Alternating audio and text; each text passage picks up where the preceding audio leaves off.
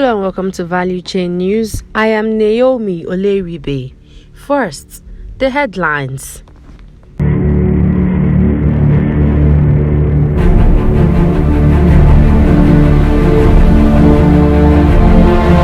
Ajib to lift force majeure on Ogbai Power and Brass Terminal.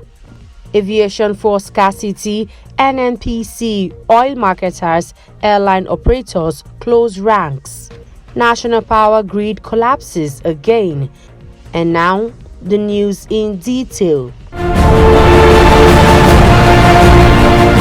Parent company of Nigerian Ajib Oil Company NAOC ENI has said the force majeure on Brass Terminal, Bonny NLNG and Ogbai power plants will be lifted this week. A statement by the company earlier today said repairs on the Ogoda Brass 24 oil pipeline in Ogbara-Tubo, Nembe local government area, Bayelsa State, which was hit by a blast on 5th March, has been completed. The company had blamed cause of the leak on third-party interference. The force majeure is expected to be lifted by this week. All wells conferring in that pipeline were immediately shut, while river booms and containment barges were mobilized to reduce the impact of the spill.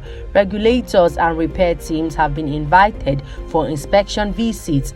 The unfortunate incident occurred at a time when no fewer than 14 power plants have been in limbo for over 2 months, and reports of national grid collapses did the rounds, plunging the country into power outages. The crisis between oil marketers and airline operators was halted after the Nigerian National Petroleum Company (NNPC) and the National Assembly brokered an interim agreement among oil marketers and airline operators to allow the latter to import cheaper fuel. This was disclosed in a statement issued by NNPC's Group Managing Director Mele Kyari via his Twitter handle. According to the statement, airline operators were licensed to import fuel in order to resolve the current aviation fuel scarcity and price hike in the country. In 3 days, representatives from MOMAM, DAPPMA, and the airline operators of Nigeria will sit and agree on the transparent basis of pricing. He said it means that they have to have a reference benchmark that is quoted directly and transparently in the market, and also as a reference template for the naira, so that anyone can compete and also engage and agree on a premium, which differs from customer to customer depending on the volume of the products you buy. He added that these are things that will be negotiated in 3 days so that they can close and have a transparent basis of pricing. The national power grid collapsed yesterday, causing a nationwide outage as the entire system crashed due to the loss of 1,100 megawatts from a 3,700 megawatts peak generation earlier recorded. For the power sector, as at yesterday afternoon, the system was yet to pick up load, according to a grid operations report, which showed that just 3 generation companies, GenCos, are trying to restart, but were yet to generate any energy. Valuechain learned that Minister of Power, Mr. Abubakar Aliu, called an emergency meeting yesterday to resolve all outstanding issues with the stakeholders in the Nigerian electricity supply industry (NESI) as a result of the worsening power situation. According to the grid operation trend of the active 25 GenCos on the grid, 19 were producing power as of 6 a.m. when the grid had 3,867.60 megawatts, but that began to reduce gradually until it dropped to 2,761.20 megawatts by 10 a.m. after 6 GenCos went down, leaving just 13 before crashing to zero at 10:40 a.m.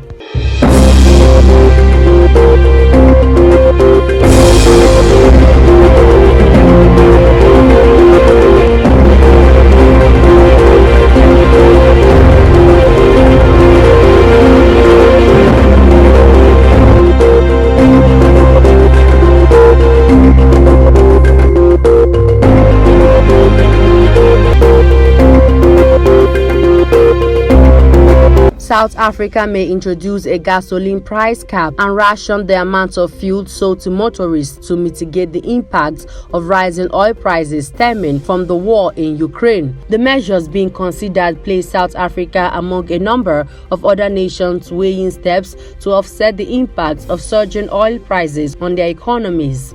Brazil has approved a bill to reduce fuel taxes on fuels. Japan will increase subsidy caps on gasoline. South Korea will extend its 20% domestic tax cuts by 3 months to the end of July. India has kept retail prices for diesel and gasoline at the same level since 4th November, according to Bloomberg. We are part of the energy supply chain and therefore we are affected by this international conflict, South Africa's Department of Mineral Resources and Energy Deputy Director General Makubela told lawmakers on Tuesday in Cape Town. Possible mitigation measures to counter the impact of rising fuel prices will be strict enforcement of speed limits, encouraging working from home again, limits on diesel quotas exported, and even the possibility of limiting the amount of fuel per motorists should the situation deteriorate even further, Makubela said.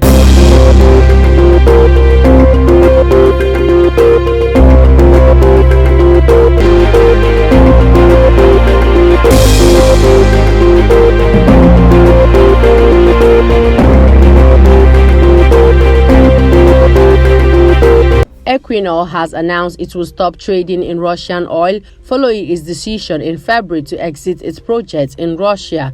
This means Equinor will not enter any new trade or engage in transport of oil and oil products from Russia. Equinor has certain contractual commitments arising out of contracts entered prior to Russia's invasion of Ukraine. This includes contracts signed in January this year, under which Equinor will receive 4 oil cargoes in March.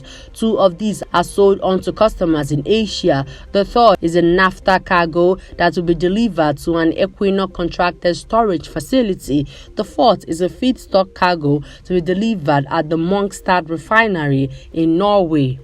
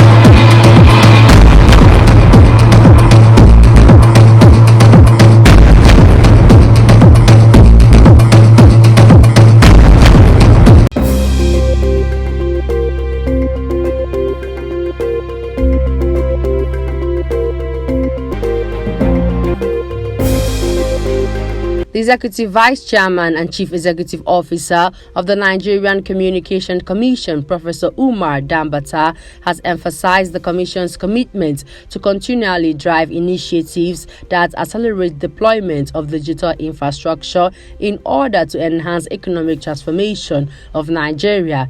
Dambata made this known while speaking at the NCC Day at the recently concluded 43rd Kaduna International Trade Fair organized by the Kaduna Chamber of Commerce, Industry, Mines and Agriculture. Speaking on the theme, strategizing Nigerian economy for global competitiveness in the context of the regulatory activities of the Commission, the EVC, who was represented by the senior manager at the Commission, Atta Ogbadu, said the NCC had been at the heart of providing the digital impetus for transforming the businesses and sustaining socio-economic activities in Nigeria.